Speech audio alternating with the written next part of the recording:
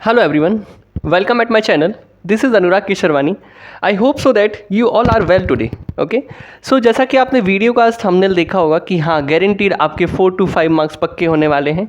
जितने question thumbnail में आपको दिखाएं वो सारे क्वेश्चन हम सॉल्व करेंगे, ठीक है ना, विथ फुल ऑफ डिटेल के साथ कि उसके पीछे का बेसिकली लॉजिक क्या है, ठीक है ना. क्लास 10th का ये जो फर्स्ट चैप्टर है एक्सरसाइज 1.1 प्रूव दैट कि these values are irrational number.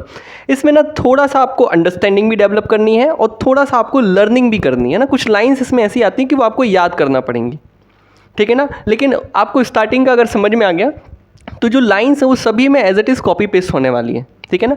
हम यहाँ पर दो फॉर्मेट को लर्न करेंगे, उन दो फॉर्मेट पर एक्सरसाइज 1.2 के सारे क्वेश्चन सॉल्व हो जाएंगे, ठीक है ना. वो दो फॉर्मेट जो आपके रहेंगे, पहला फॉर्मेट रहेगा रूट के अंदर ये जो सिंगल वैल्यूज़ आती हैं √3, √5, √7 एंड सो ऑन. एक फॉर्मेट हम इनके लिए लर्न करेंगे, ठीक है ना. किसी एक के लिए हम थोड़ा सा डिटेल में समझ लेंगे थोड़ा सा अच्छे से, बाकी एज इट इज़ वो कॉपी पेस्ट हो जाएगा वैल्यूज़ चेंज होकर के अदर के लिए. दूसरा फॉर्मेट हम पढ़ेंगे जो कि ना इनसे बन करके नया कंपोजिट नंबर आपको दे देते हैं, जैसे कि 6/7 माइनस √7 दे दिया, या 6 प्लस √3 आपसे बोल दिया कि वेरीफाई करें कि ये एक इरेशनल नंबर है. तो एक फॉर्मेट हम इनके लिए पढ़ेंगे, दूसरा फॉर्मेट हम पढ़ेंगे इसके लिए, ठीक है. केवल दो फॉर्मेट पढ़ना है. ये फॉर्मेट आपका 90% तो एनसीईआरटी से निकाला है और थोड़ा सा कंट्रीब्यूशन आपका रेफरेंस बुक से है. तो इस वीडियो को लाने में मुझे थोड़ा सा टाइम इसलिए लग गया क्योंकि इसमें काफ़ी ज़्यादा मुझे काम करना पड़ा, इसमें ना रिसर्च करनी पड़ी काफ़ी ज़्यादा कि कैसे इस चीज़ को अरेंज करके आपको मैं दिखाऊं. तो आप लोगों की डिमांड पर ये वीडियो लाया हूं, तो प्लीज़ पूरी देखिएगा वीडियो और ट्राई कीजिएगा कि स्टार्टिंग का क्वेश्चन आप समझ लें, रिमेनिंग क्वेश्चन आप लोग खुद ही कर लेंगे, ठीक है ना. चलिए तो स्टार्ट करते हैं. The first question, prove that √2 is irrational number, ठीक है ना. तो इरेशनल नंबर प्रूव करने के लिए सबसे फर्स्ट स्टेप है आपके लिए जो फॉलो करना है कि एक अपोजिट कंट्राडिक्ट, एक अजम्पशन ले लेना है कि √2 इज़ रेशनल. आपको मान लेना है कि √2 एक रेशनल नंबर है. भले में प्रूव करना है रेशनल है, लेकिन हम एक उल्टा अपोजिशन मान लेते हैं, कंट्राडिक्ट मान लेते हैं कि √2 जो है रेशनल नंबर है. फिर उसके बाद आपको लिखना है नाउ. ये मैं फॉर्मेट भी बताते जा रहा हूँ, ठीक है ना, जिस फॉर्मेट में आपको वहाँ पर रिप्रेजेंट करना है, क्योंकि बोर्ड का एग्जाम है, लिखना ही काम में नहीं आता, कैसे लिख रहे हो ये ज़्यादा ज़रूरी है, ओके ना. रिप्रेजेंटेशन बहुत ज़्यादा ज़रूरी है कि आप बोर्ड के पेपर में एग्जामिनर को कैसे शो कर रहे हो चीज़ें, ठीक है ना, उस पर भी मार्क्स होते हैं, ठीक है. तो चूंकि आपने देखा कि √2 एक रेशनल नंबर है, चूंकि एक रेशनल नंबर है तो आप इसे a/b के फॉर्म में लिख सकते हो, है ना. रेशनल नंबर मतलब होता है जैसे आप p/q के फॉर्म में लिख सकते हो, आपने बचपन से पढ़ा है. यहाँ पे नया हमने पढ़ लिख लिया कि a/b के फॉर्म में हमने इसको लिख सकते हैं. तो a/b के बारे में क्या लिख सकते हैं, बाजू में आपको बताना है a एंड b आर को प्राइम इंटीजर्स, है ना, जहाँ b की वैल्यू 0 नहीं, ये वाला ध्यान रखना, b does not equals to 0, ठीक है ना, क्योंकि ये क्वेश्चन आपका एक बार ऑब्जेक्टिव में पूछ लिया गया है. फिर इसके बाद आपको क्या करना है, √2 को b के पास भेज देना है ना, क्रॉस मल्टीप्लीकेशन, तो b √2 इक्वल्स टू a. फिर आपको बोथ साइड स्क्वायर करना है, तो 2b² इक्वल्स टू a² हो जाएगा. फिर यहाँ के बाद से ये स्क्वायरिंग कर दिया आपने ऑन बोथ साइड. फिर यहाँ के बाद आपको ये जो लाइन है ये कुछ परेशान करती रहती है आपको, ठीक है ना. ये चैप्टर 1 जो है क्लास 10th मैथमेटिक्स का एक्सरसाइज 1.2 का ये जो टॉपिक मैं आपको बता रहा हूँ, ये बच्चे सीख तो लेते हैं बड़ी जल्दी, उतनी जल्दी इसको ही भूल जाते हैं, क्योंकि इसका ये फॉर्मेट जो है ना ये अच्छे से नहीं बैठ पाता दिमाग में. तो आप इस वीडियो को पूरा देखिए, फॉर्मेट बिल्कुल आपके माइंड में ना सेट हो जाएगा, ठीक है ना. और इसी फॉर्मेट को फॉलो करना है, ना केवल √2 के लिए, √3 के लिए, √7, √5, √11 मन से कोई क्वेश्चन दे रहे तो उसमें भी बस ये वैल्यूज चेंज होती रहेंगी, फॉर्मेट सेम रहेगा, बिल्कुल एप्लीकेशन की तरह, ठीक है ना, जैसे आप इंग्लिश में एप्लीकेशन लिखते हैं. तो 2b² इक्वल्स टू a² हो गया. अब इससे आपको क्या समझ में आता है जो कि आपको लिखना पड़ेगा नीचे, कि ये देखना ज़रा, 2b² equals to a², it means a²/2, है ना, मतलब a² जो है वो 2 से डिविजिबल है. तो थ्योरम 1.2 कहती है, आपकी 1.3 कहती है थ्योरम, यहाँ पर लिख देना अकॉर्डिंग टू थ्योरम 1.3, कि अगर a² 2 से डिविजिबल है तो a भी आपका 2 से डिविजिबल होगा. कैसे, सपोज कि मैंने एक नंबर लिया 16, 2 से डिविजिबल है. 16 को मैं लिख सकता हूँ 4², तो 4² मतलब a² अगर 2 से डिविजिबल है तो 4² मीन्स अगर मैं स्क्वायर हटा दूँ तो 4 बचेगा, तो वो भी 2 से डिविजिबल होगा.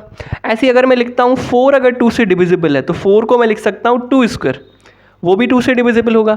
तो a² divisible by 2, 2² divisible by 2, तो आप बता सकते हैं 2 भी 2 से डिविजिबल हो जाएगा.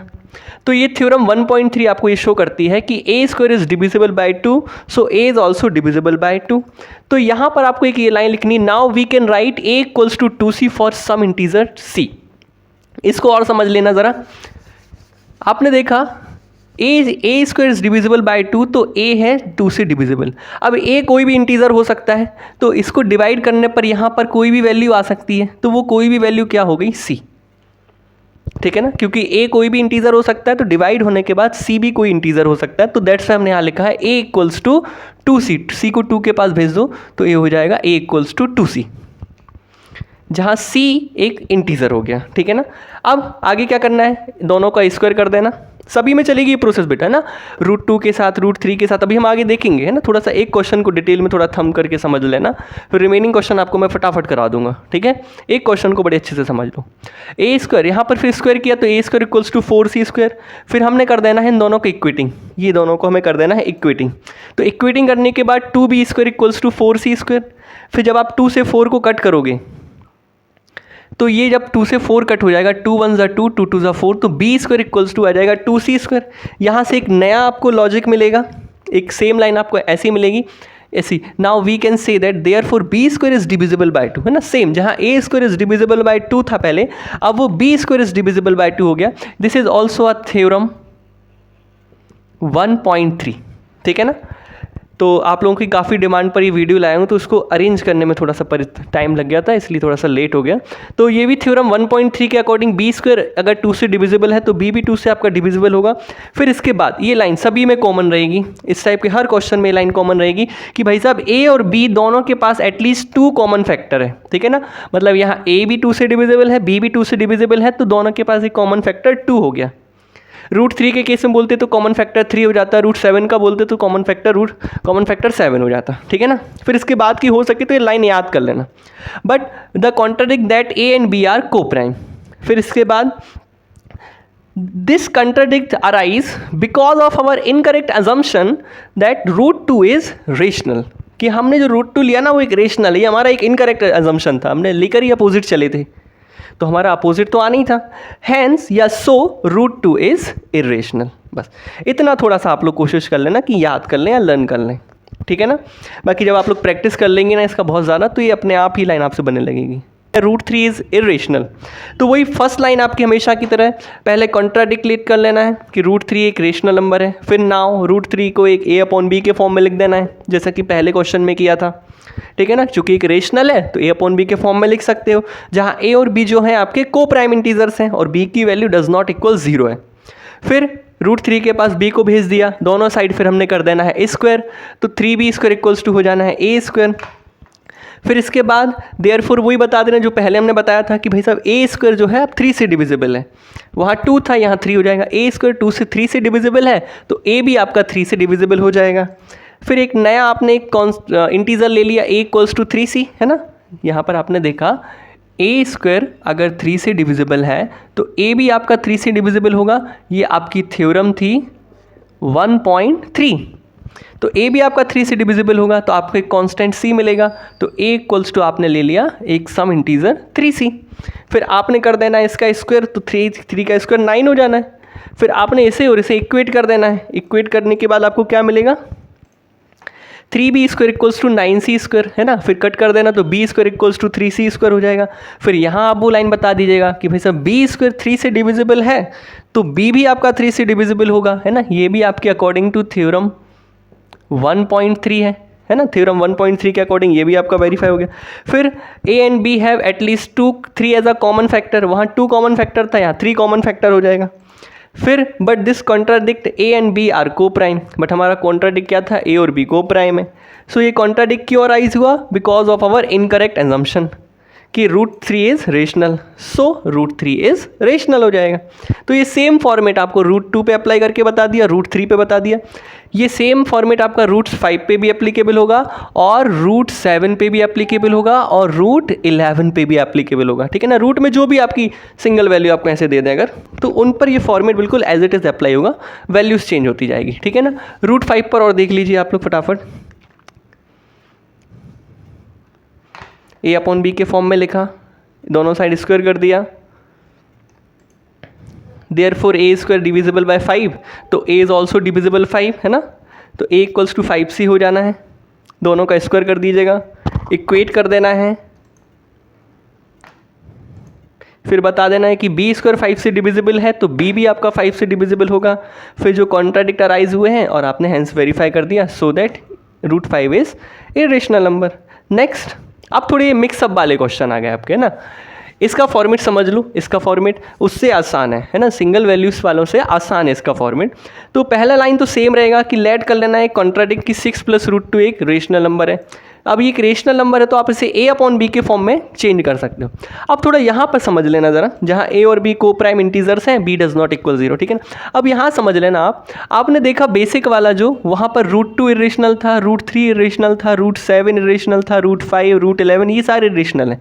तो आपको क्या करना है, इसका अरेंजमेंट कुछ इस टाइप से करना है कि रूट की जो वैल्यू है ये किसी भी एक साइड पे शिफ्ट हो जाए, या तो लेफ्ट साइड पे परमानेंट हो जाए या राइट साइड पे परमानेंट हो जाए, ठीक है ना। और रिमेनिंग वैल्यू दूसरी साइड पे चली जाए, है ना। आपने देखा ना इक्वल लगा है, एक साइड LHS होता है, एक साइड RHS होता है। तो या तो LHS में आप √2 को कर लो, रिमेनिंग को RHS में भेज दो, या RHS में √2 को भेज दो, रिमेनिंग को LHS में कर लो। √2 को, ये रूट में जो सिंगल वैल्यू है इसको किसी एक साइड पे आपको फिक्स कर देना है। तो देखिए ज़रा, मैंने √2 को लेफ्ट साइड पे फिक्स किया है, ठीक है ना, इसको लेफ्ट साइड पे फिक्स किया, 6 को वहाँ भेज दीजिएगा तो माइनस में हो जाएगा। फिर आप LCM वगैरह लेकर के इसको सॉल्व करेंगे तो a - 6b/b आ जाएगा। रूट की जो वैल्यू है जो कि आपको पहले से पता होती है कि वो इरेशनल है, उसे किसी एक साइड पे अकेला फिक्स कर दीजिएगा, ठीक है ना। ये अभी एक क्वेश्चन है, इसके बाद में अदर क्वेश्चंस पे भी इनको बताऊंगा, ठीक है ना। रूट की जो भी वैल्यू सिंगल अकेली है उसे एक साइड पे फिक्स कर देना है बस, बाकी को नेक्स्ट पे फिक्स कर देना, नेक्स्ट साइड पे। रीअरेंज करने पर ये आया। फिर इसके बाद जो लाइन है इसको ज़रा समझना, since a and b are integers, a और b जो है इंटीजर्स हैं, we get a - 6b/b is rational. देखिए भाई, इसको आपने p/q के फॉर्म में लिखा है ना, मतलब डिनोमिनेटर अपॉन डिनोमिनेटर के फॉर्म में लिखा है आपने, a और b इंटीजर हैं, तो इन्होंने बताया कि ये जो वैल्यू है ये एक रेशनल वैल्यू हो गई, दैट्स वाई √2 रेशनल हो गई। चूँकि रेशनल की इक्वल में रेशनल होगी और इरेशनल की इक्वल में रेशनल होगी, चूँकि ये मुझे रेशनल दिख रही है ना, ये रेशनल दिख रही है, दैट्स वाई इसकी इक्वल में भी रेशनल होगी। तो √2 को भी रेशनल यहाँ कह दिया।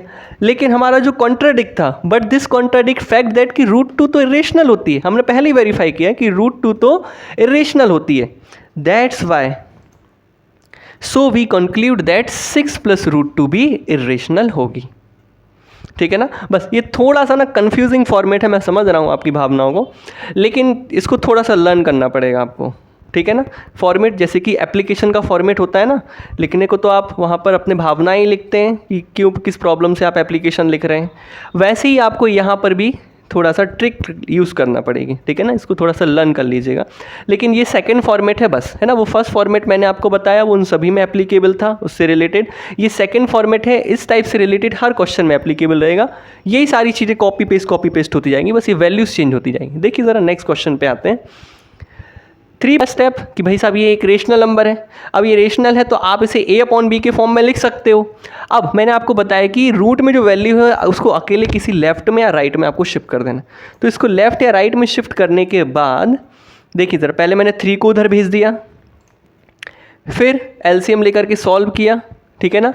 फिर मैंने 2 को अपॉन में भेज दिया, तो देखिए मैंने लेफ्ट साइड पे √5 को अलोन रखा है, अकेला, बाकी राइट साइड पे वो जो भी बन रहा है उसको बनने देना, ठीक है ना।